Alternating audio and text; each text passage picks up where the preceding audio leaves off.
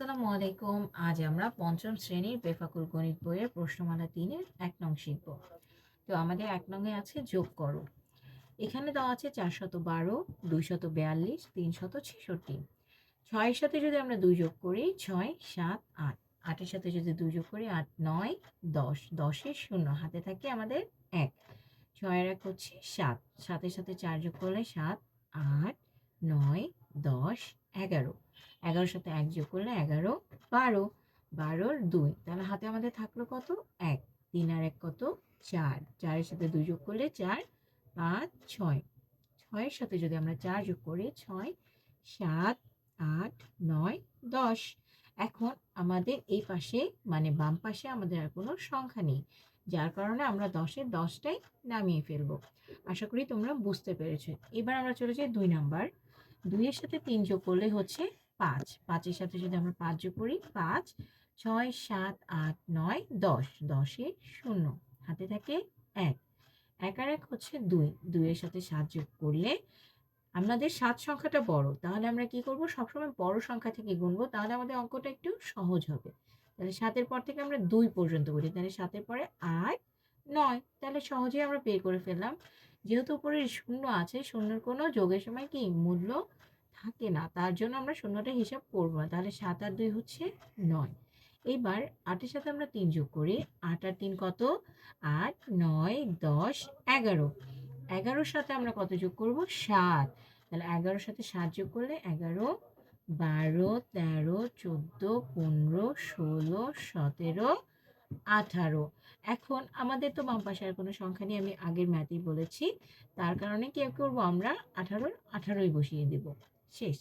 এরপরে আমরা ৩ নাম্বার চলে যাই। ৩ নাম্বারটা বলেছে ৫। ৫ এর সাথে ৮ যোগ করলে হচ্ছে ১৩।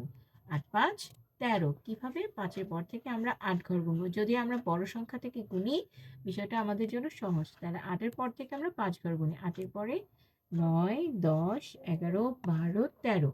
১৩ সাথে যদি আমরা ৪ যোগ করি ১৩, ১৪, ১৫, ১৬, ১৭। তাহলে ১৭ সাথে কত হবে? ৭। হাতে থাকে আমাদের ১। ৫ আর ১ কত? ৬। ৬ এর সাথে যদি আমরা ৬ যোগ করি তাহলে কত হয়? ৬, ৭, ৮, ৯, ১০, ১১, ১২। এইবার ১২ সাথে আমরা কি করব? ৪ যোগ করব। তাহলে ১২ আর ৪ কত? ১২, ১৩, ১৪, ১৫, ১৬। ১৬ কত নামবে? ৬। হাতে থাকে ১। ৬ আর ১, ৭। ৭ এর সাথে এবার আমরা ৩ যোগ করি। ৭, ৮, ৯, ১০। ১০ এর সাথে যদি আমরা ৩ যোগ করি তাহলে কত হয়? ১০, ১১, ১২, ১৩।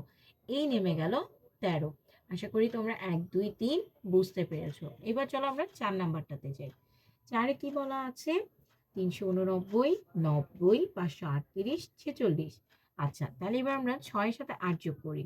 তাহলে ৬ এর সাথে ৮ যোগ করলে কত হচ্ছে? আমরা কি বলেছিলাম? বড় সংখ্যা থেকে গুনবো। তাহলে আমরা ৮ থেকেই গুনি। ৮ আর ৬ কত? ৮, ৯, ১০, ১১, ১২, ১৩, ১৪। ১৪ সাথে যদি আমরা ০, তাহলে ০ তো কোনো এখানে মূল্য নাই। তাহলে আমরা কি করব? ০ বাদ আমরা এখানে চলে যাব ৯। তাহলে আমাদের ৮ আর ৬ কত ছিল? ১৪ ছিল। ১৪ সাথে এবার আমরা কত যোগ করব? ৯। তাহলে ১৪, ১৫, ১৬, ১৭, ১৮, ১৯, ২০, ২১, ২২। তারপরে কত? ২৩। তাহলে ২৩ এর কত হবে? ৩। হাতে থাকে আমাদের ২। ৪ আর ২ কত? ৬। ৪, ৫, ৬। ৬ এর সাথে আমরা এবার কত যোগ করব? ৩। তাহলে ৬ এর পরে কত হয়? ৭, ৮, ৯। ৯ এর পর থেকে আমরা কত ঘর গুনবো? ৯ ঘর। তাহলে ৯ এর পরে ১০, ১১, ১২, ১৩, ১৪, ১৫, ১৬, ১৭, ১৮। ১৮ র পরে আমরা কত করে গুনবো? ৮ ঘর।